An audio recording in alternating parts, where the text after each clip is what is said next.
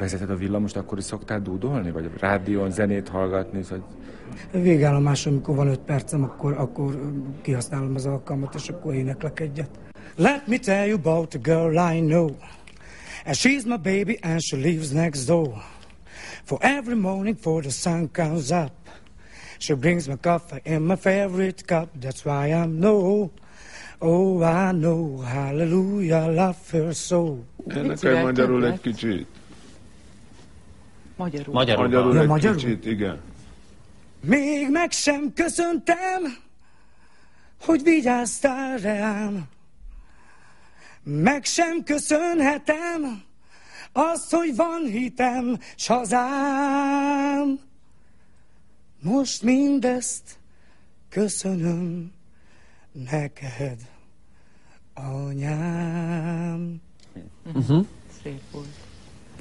Szép volt. Csak most éppen úgy vagyok, hogy be vagyok rekedve. Aha, ezt jó, hogy mondod, mert pont ezt hiányoltam, hogy... is, de hát azt mondta, hogy pihentetni kell, mert nagyon buzgón gyakoroltam, aztán ez lett a vége. Tehát ez egy gyulladt hangszalag, egy kicsit. Igen. Ne énekelj, ne üvöltöz, nyugi, pihentesd magad, homeobox, méz, zsíros kenyér, ciao. Jó, köszönöm szépen, sziasztok. Te honnan jöttél? Kishegyesről, Vajdaságból. És mi a foglalkozásod?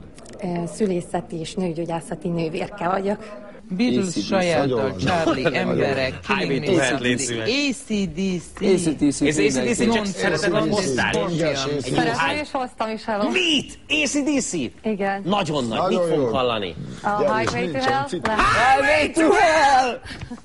És mezzét lát. Mert egyszer horkol valóta apukám, ezt, hogy vége a rock and roll, az Highway to Hell, ment a rádiósopkor. Living easy, living free.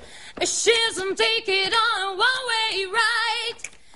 Asking nothing, leave me be.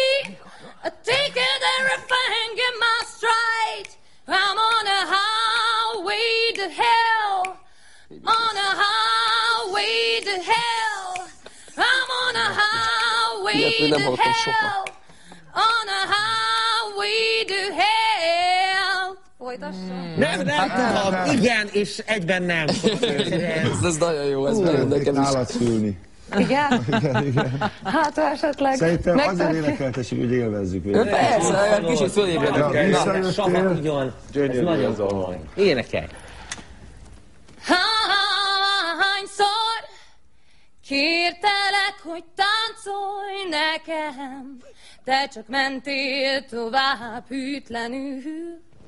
Még látom az arcod, és hallom a hangod, mikor a kezed nyomát ott hagytad az autóbusz ablakán, és szemedből a könyv majd kicsordult.